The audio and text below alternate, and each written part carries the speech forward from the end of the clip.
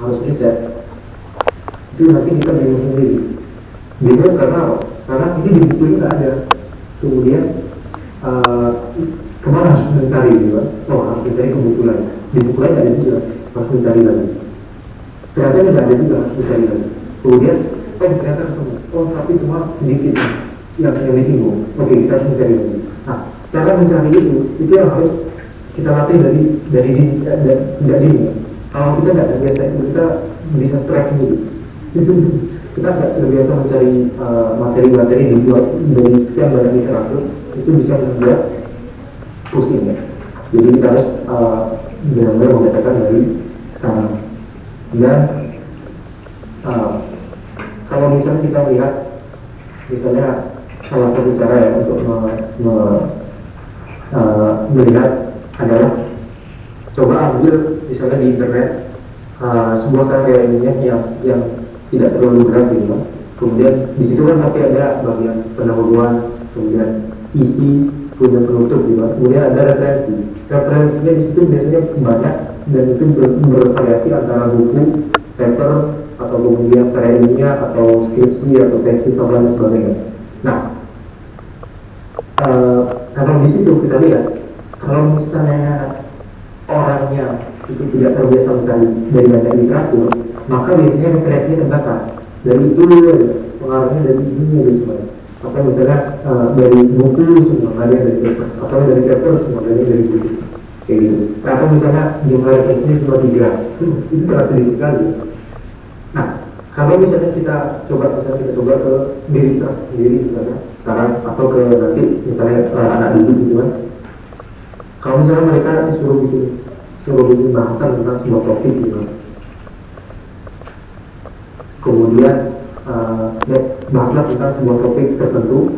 Kemudian kalau mereka referensinya sedikit, yaitu misalnya mereka bahas dari satu buku atau satu paper, kemudian memang bisa menghasilkan karya yang isinya 10 halaman, 20 halaman, sudah banyak gitu, tapi itu semua dari 3 referensi. Nah, itu buruk.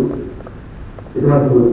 Karena apa? Karena kemampuan untuk mengekstrak ilmu dari banyak literatur itu masih belum keras, gitu. Jadi itu yang harus diperhatikan. Nah, semuanya ini bergantung pada yang saya sampaikan, itu bergantung pada mindset.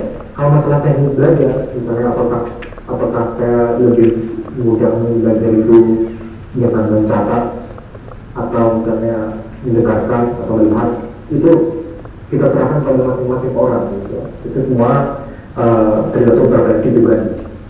Tapi kalau misalnya udah mindset, maksudnya ini fisika, tujuannya kemana? Kalau tujuannya ke kompetisi, maka ini cara belajarnya seperti ini. Kalau tujuannya riset, maka inilah belajar. Nah, yang saya katakan dari tadi, cara belajar untuk riset, karena itu yang akan berguna secara real di kehidupan nanti, baik untuk kehidupan sendiri ataupun masyarakat ataupun bangsa, kayak gitu. Nah, kemudian tentu kita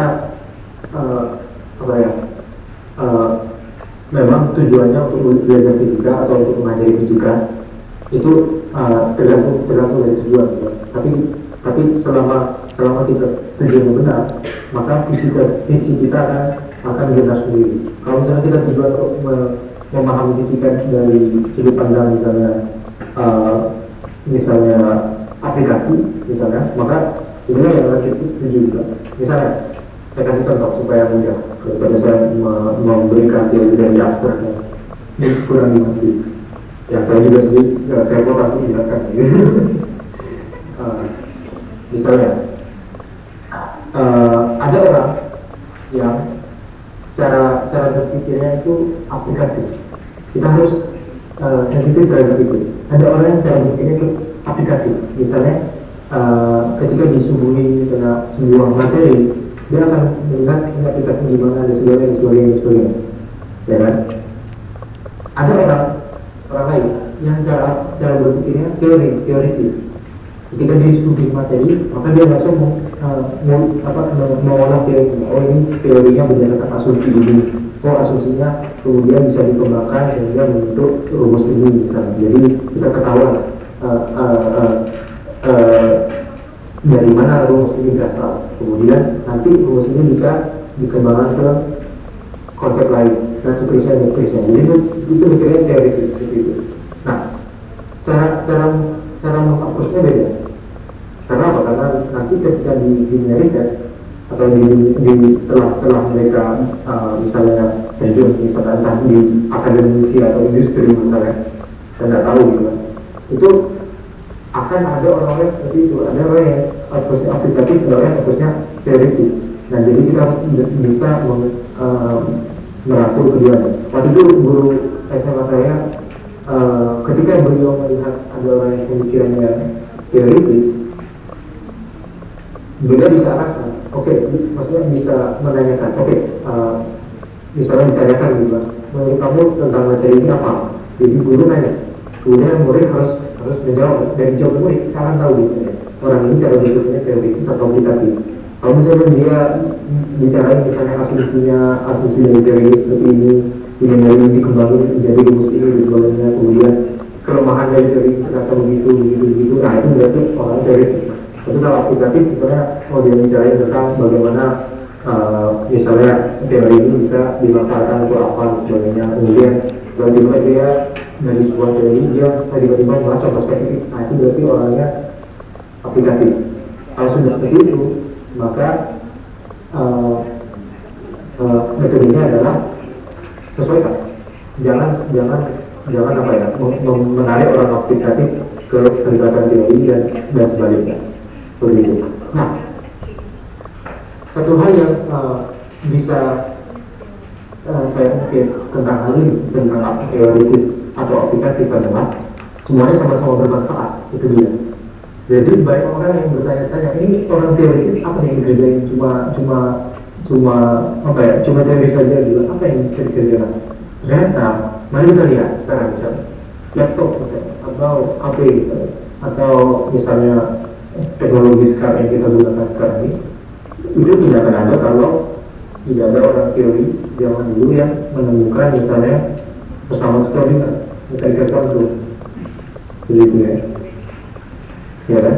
Nah, orang zaman itu akan bertanya-tanya, ini apa gunanya, ngapain menjadi kayak gini gitu ya, antum bawa waktunya. Nah, cuma memang aplikasinya bakal lama juga, mungkin puluhan tahun dan sebagainya. Tapi itu akan berguna. Sebuah komunitas atau sebuah negara akan maju risetnya kalau orang teorinya ada dan orang aplikasinya ada. Kalau kita cuma mengayomi orang yang aplikatif, maka mereka akan kekurangan suatu saat akan kekurangan teori yang bisa diaplikasikan, karena sumber ide atau sumber inspirasi dari orang-orang aplikatif itu dari orang teori seperti itu. Begitu juga sebaliknya, kalau orang-orang teoris doang, nggak ada orang aplikatif, maka mereka nggak bisa merasakan manfaat dari teori yang mereka desain. Nah, kemudian ya, jadi kalau kita simpulkan sementara mungkin ada pertanyaan ini sudah setengah bulan ya, maka simpulnya adalah bahwa negara-negara maju, semua negara maju itu benar-benar memperhatikan masalah MIPA, gitu ya, fisika, kimia, biologi, matematik. Mereka tidak cuma memperhatikan ilmu teknik, tidak cuma memperhatikan ilmu sosial. Di MIPA sendiri mereka memperhatikan masalah aplikatif dan teoritis secara adil, begitu.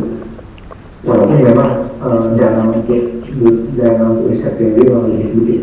Nah, dan aplikatif kan orang aplikatif kan begitu banyak buat banyak fasilitas juga. Orang teori semua itu meja, semua kursi, apa-apa. Nah, kemudian karena semua negara supaya mereka bisa berkembang, mereka harus bisa menghidupkan dapurnya sendiri juga. Butuh orang-orang MIPA, yaitu orang-orang teknik, maka orang-orang MIPA-nya harus menyumbangkan. Selama ini komunitas MIPA atau komunitas fisika, biologi, matematik di Indonesia yang saya perhatikan itu mindsetnya belum begitu mengarah ke mindset riset, begitu. Terlalu banyak formula, terlalu banyak rumus, sehingga konsepnya tidak ada. Ketika ditanyakan misalnya apa yang terbayang di benakmu tentang misalnya tentang hidrodinamika, aduh apa itu hidrodinamika, tapi lumayan rumusnya gitu, sama Bernoulli, sama kombinitas, ya tidak terbayang misalnya konsepnya. Jadi itu yang menurut saya berperan besar dalam mendunia kualitas manusia Indonesia. Ketika di SMA mereka sudah tahu banyak hal, jadi ketika di dunia Indonesia mereka kalah jauh dengan negara lain. Itu ya. Ya, sebentar ada pertanyaan lagi. Baik, terima kasih Mas Andi atas penjelasannya. Sekarang mungkin dari teman-teman banyak hal yang ingin ditanyakan atau didiskusikan, baik itu tentang fisika, tentang semangat belajar fisika, ataupun